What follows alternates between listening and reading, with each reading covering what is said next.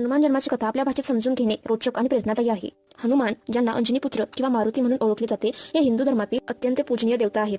हनुमान हे वानरराज केशरी व त्यांची पत्नी अंजनी यांचे पुत्र आहेत. अंजनी एक सुंदर व तपस्विनी होत्या. त्या नेहमी भगवंताची उपासना करीत असे. एके दिवशी भगवान शिवांच्या आशीर्वादाने अंजनीच्या पोटी एक शक्तिशाली वानर जन्माला आले. हे बालक म्हणजेच हनुमान. देव आणि दानवांमधील संघर्षात देवाला सहाय्य करण्यासाठी आणि राक्षसांचा नाश करण्यासाठी हनुमानाचा जन्म झाला होता. हनुमानाचा जन्म हा एका दिव्य प्रसंगातून झाला होता. एके दिवशी राजा दशरथ यांनी एक यज्ञ केला होता.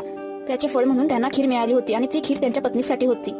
त्या खीरीचा एक भाग एका पक्षाने उचलून नेला आणि तो अंजनीच्या हाती पडला आणि त्यातूनच अंजनी गर्भवती राहिली आणि हनुमानाचा जन्म झाला. हनुमान लहानपणी खूप उत्साही आणि ताकदवान होते. त्यांना त्यांच्या सामर्थ्याची जाणीव नव्हती. एकदा सूर्यास चेंडू समजून त्यांनी त्याला घेण्याचा प्रयत्न केला होता. तेव्हा इंद्रदेवाने आपल्या वज्राने हनुमानाला ठार मारण्याचा प्रयत्न केला होता. त्यामुळे हनुमानाची गाल सुजली आणि त्यांना हनुमान हे नाव मिळाले.